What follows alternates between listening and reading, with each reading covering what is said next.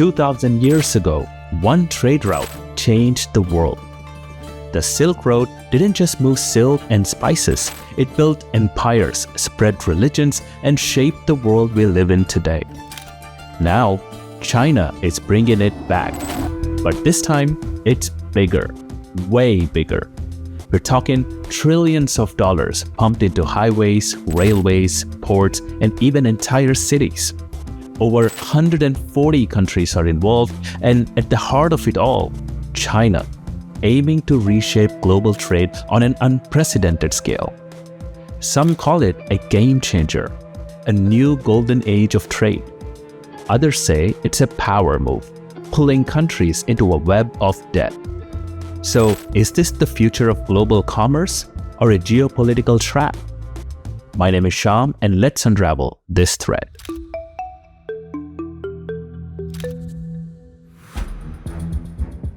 Imagine a massive web of highways, railways, and shipping routes stretching across the globe. That's the Belt and Road Initiative, or BRI, China's trillion-dollar plan to connect over 140 countries with new infrastructure. Think of it as Silk Road 2.0, but instead of camel caravans, we got high-speed trains, mega ports, and highways linking entire continents. Launched in 2013, the BRI has two major parts. First, the Silk Road Economic Belt, the land-based routes. This part focuses on building railways, highways, and energy pipelines connecting China to Europe through Central Asia. One of the flashiest projects is the China-Europe Freight Train Network. Now, a train from China can reach cities like London and Madrid in just 12 to 15 days. Compare that to shipping, which takes over a month. Faster trade means more money. And these trains, they're making serious cash. Second, the Maritime Silk Road, the sea-based routes. This one's all about boosting ports across Asia, Africa, and Europe to control key trade hubs. Take Piraeus port in Greece, once struggling, now one of the Europe's busiest thanks to Chinese investment. Why is China doing this? The short answer: trade, power, influence. First, China wants to sell more products to the world, and smoother trade routes make that easier. Second, China produces way too much steel and cement. Instead of letting industry slow down, why not use them to build roads and bridges in other countries? And finally, there's geopolitics. Whoever controls the infrastructure controls the trade. And that means China gains serious influence in global affairs. Whether you see it as a game changer or a power move, one thing is clear. The BRI is reshaping the global economy, and China's just getting started. Let's take a closer look at some of the biggest projects under China's Belt and Road Initiative, or BRI, and how they are shaking up local economies.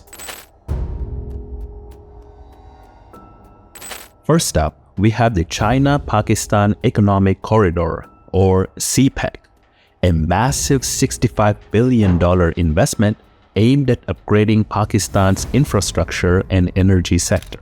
One of its biggest centerpieces is the Gwadar Port, a small fishing town in Balochistan that China wants to turn into a major trade hub.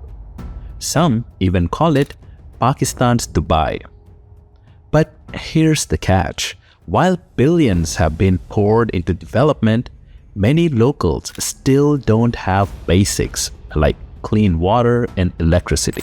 That has led to growing frustration over who's actually benefiting. And it doesn't stop there.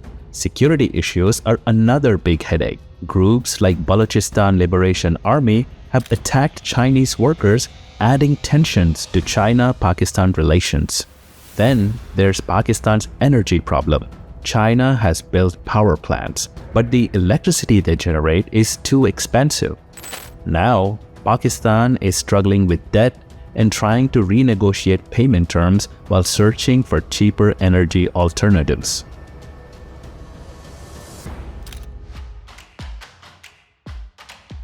Next, let's head to Indonesia, where Jakarta-Bandung High-Speed Railway is making waves. This 88-mile project connects capital Jakarta to Bandung, and it's fast, like really fast. Before, the trip took over 3 hours. Now, just 46 minutes at speeds over 200 miles per hour. Since launching in October 2023, the railway had carried nearly 6 million passengers, completed about 16,000 trips, and covered over 1.5 million miles. To keep up with demand, daily train services have jumped from 14 to 52. But it's not just about cutting travel time. Economically, it's a big win.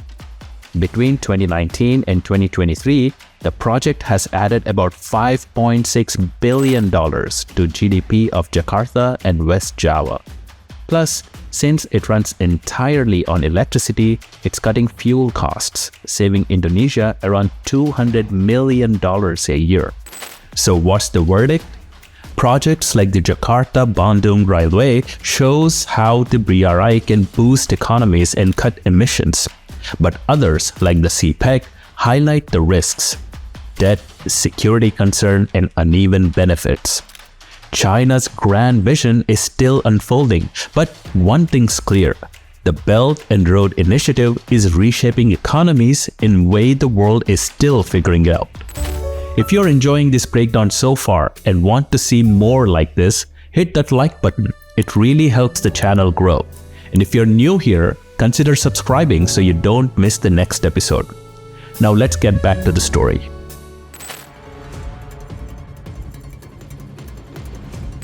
China's Belt and Road Initiative isn't just about highways and shipping lanes. By building massive infrastructure projects across Asia, Africa, and beyond, China is weaving itself into the economies of over 140 countries, and in the process, shifting the balance of global trade.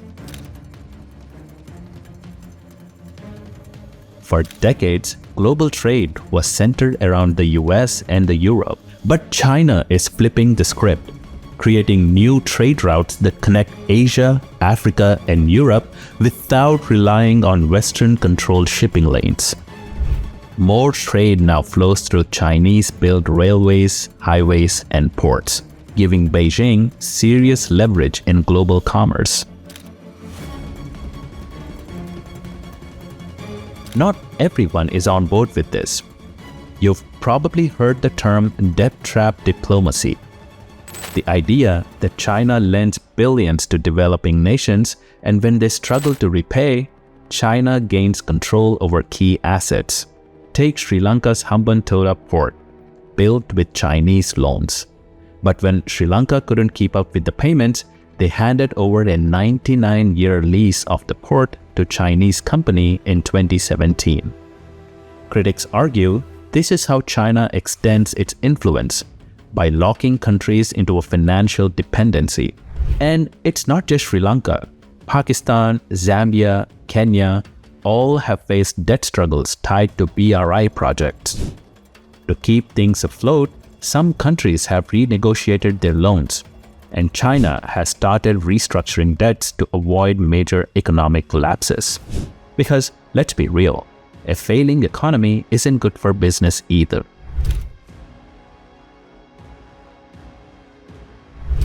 Of course, China's rivals aren't just watching from sidelines. The US, the EU, and India see the BRI as a direct challenge to their global influence. And now, they are rolling out their own counter-strategies. The US has launched the Build Back Better World, or B3W initiative, promising infrastructure investments as an alternative to China's model. The EU created the Global Gateway, focusing on more sustainable projects. And India and Japan are teaming up, pushing their own regional infrastructure investments, especially across Asia. For many countries, the BRI is a double-edged sword. On one hand, better infrastructure means economic growth. On the other, there's the risk of falling too deep into China's financial grip. The Belt and Road Initiative might be one of the biggest infrastructure projects in history, but it comes with serious problems. China is pouring trillions into infrastructure development, but along with all the development comes environmental damage, social unrest, and financial instability. Massive construction also means massive destruction. To build highways, railways, and industrial zones, large areas of land are cleared, leading to deforestation, loss of biodiversity, and rising levels of pollution. In countries like Malaysia and Indonesia, these projects have been linked to habitat loss, threatening endangered species like the orangutan. Then there's the carbon emissions. China is the world's largest coal consumer, and many BRI projects are still funding coal-fired power plants in developing nations. Take Pakistan, for example. Instead of helping country adopt cleaner alternatives, BRI investments have made Pakistan even more reliant on fossil fuels.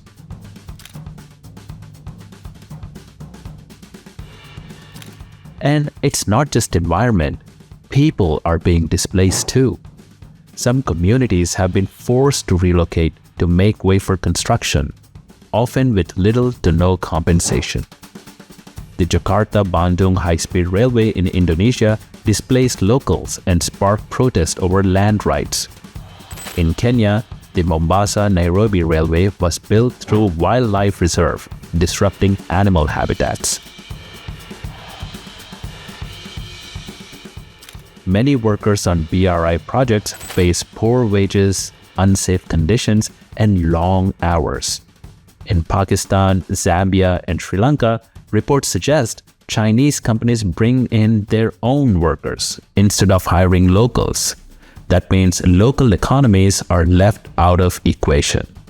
And then there's corruption. Many deals lack transparency, with some governments signing secret contracts, leaving citizens completely in the dark about how much debt their country is actually racking up.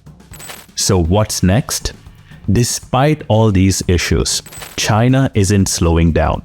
Some projects are shifting towards greener energy, and there's a lot of talk about improving transparency.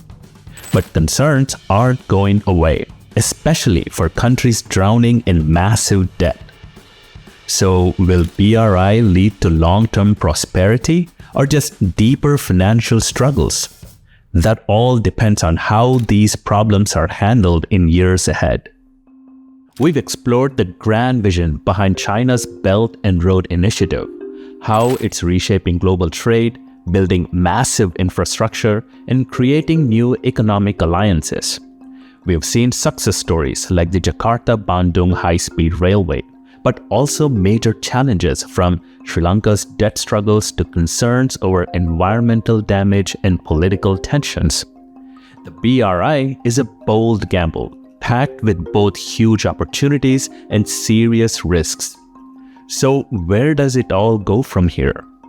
China is starting to pivot towards greener, tech-driven projects, but financial pressure, geopolitics tension, and environmental concerns could slow things down. Will the BRI become the backbone of global trade, securing China's spot as the world's economic superpower?